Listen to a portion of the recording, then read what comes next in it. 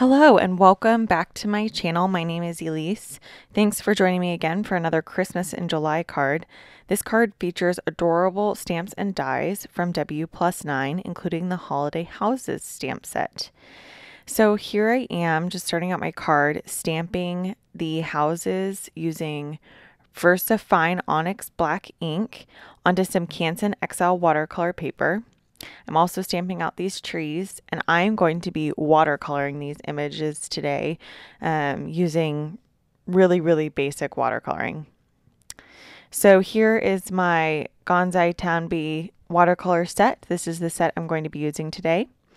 And I just start out by putting clean, clear water on the bottom of each of my images, adding some color to the bottom of each, and then pulling that color up. For all of these images, I want the color to be darkest on the bottom and on the left. I'm also going for a pastel look, and so I let the watercolor sit there, kind of seep into the paper for a second, and then I blot it up with my paper towel. On some of these, I go back a second time because I really want to intensify that color. But on all of the trees, that's only one coat. And I only showed me painting the one tree because I painted all of the rest exactly the same. So you can see on that house on the far right, I did go ahead and paint a second coat on it. So I am painting these houses kind of in a rainbow of sorts. So you'll see the color scheme progress. But I'm not painting the doors a separate color or the windows a separate color. I'm just really using one color and trying to make this pretty easy and basic. I think for holiday cards, it's nice just to make something that's easily duplicated because you're probably going to send quite a few cards. Even if you do a couple different versions of cards, it's hard to do so many. And I mean, that's really why I'm starting now doing some holiday cards, is that so I'll have some to send come Christmas, because it's just very time consuming to make your own Christmas cards, as I'm sure so many of you know. So again, just doing this watercoloring technique. I'm leaving the roofs unpainted. So it's a little bit far away on the screen, but the roofs kind of have a little bit of like a snowy texture to them. And so I'm really doing this scene as if it's been snowing outside. So I will be adding some embossing powder to those roofs. So just taking that paper towel, blotting up some color. I got a little bit of color on the roof, and so I'm just trying to remove as much of that as is possible, just using clean water. And then going on to that last image, which is almost like a little church. I love these little houses, and these stamp sets are at a very reasonable price point because they're a little bit smaller. So I just love these little houses and how this scene turns out. That's another house where I add a little bit more color to it. I've also sped this entire video up. This card took me just over an hour to make start to finish. So I've sped it up for you. That way you're not just, this video does not need to be an hour long. I can shorten it and speed it up. So I'm taking my background here. This is Distress ink in tumbled glass, and just spreading that all over the panel. So this will end up being my card front. So as you probably saw from the intro images, all of the houses will sit on this. I'm taking a cover plate die from Lawn Fawn that kind of adds just this little bit of a snowy look. It's called Snowy Backgrounds, I think, or Backdrops. I can't remember which. All of the supplies are listed in the description box below and also linked over on my blog.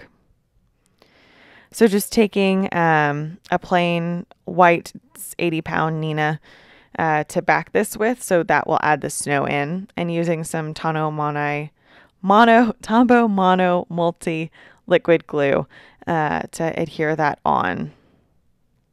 So that white is creating the snow in the background. So I will set that aside to dry and we'll move on to the next step. So I need to make a little snowy hill for these to sit on. So I've used a WPlus9 stitch border, and then just going to cut that down to size using my Tim Holtz trimmer. And just get that to be the size I want it to be for that hill. So now you can kind of see how this is starting to come together. So I've got my houses here, and I'm going to be using a Versa marker pen. This is the first time I've used this pen to add that layer of sticky embossing, I guess ink, so that the powder has something to stick to. So I am just coloring in all of these roofs and the little chimneys because I realized I didn't color those. I will say that the Versa marker and the Versa Fine don't play that well together. So some of my roofs look a little bit gray in tone. That's fine for me. That does not bother me at all. By the way, this embossing powder is Hero Art's Sparkle White embossing powder. So I thought the sparkle would make it kind of look like it was snowing.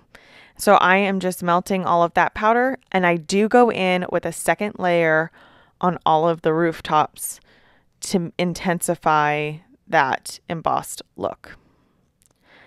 So yeah, just coating all of those in powder again and heat setting them.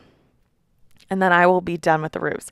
I also take my marker and run it along the top edge of that, I keep saying hillside. It's really not a hill because it's straight. That little street, I guess you might say, just so that it also has a little bit of that snow look. So just heat setting that with my heat gun, and then that little panel is all set. So now just looking to start building my scene and seeing how this is all going to come together. So just taking some of my favorite long dot tape runner to stick that down to the background. Brushing off any loose powder or things like that. And now I'm just kind of seeing how my buildings are going to sit. Just trying to position things how I want them, and then putting in the trees. At first, I liked it with the houses all spread out, but I quickly realized that there would not be enough room for all of my trees, and I really wanted to use some of the trees that had more than one tree. So there's a cluster of 3 and a cluster of 2, and I wanted to be able to use the trees that had more trees, if that makes sense. So I ended up grouping the 2 on the left and the 2 on the right. So we're kind of going like a pinky red, yellow, kind of bluish tone, and a purple. And that green in the middle kind of completes my rainbow. So I've also got out my sentiment set, and I have the die that cuts out the banner on this stamp set, but I'm not using it today because I just stamped it down directly onto my panel. So before I glue everything down, and I knew I wanted to pop up some of the houses and trees with foam dots, I went ahead and stamped the sentiment because it's much harder to stamp it once things have been adhered, and especially once things have been popped up. So I get out my stamp set and some of my Misty Creative Corners. When these first came out, I didn't buy them because I didn't think that I needed them. And now that I have them, I don't know how I live without them. Well, I do. I just had a lot of cards with sentiments that weren't straight. So I am using, the ink that I'm using for this is Gina K in the navy. It's my favorite navy ink. I wanted there to be a little bit of contrast, but I didn't want to use black ink because so much of this card is blue. So I pulled out my In the Navy from Gina K. The sentiment today is going to read, "Sending peace to you and yours." I thought it'd be nice to use that peace sentiment. I think that this scene is so, you know, it looks like it's like a quiet, snowy town. And so I thought that the peace sentiment would be nice.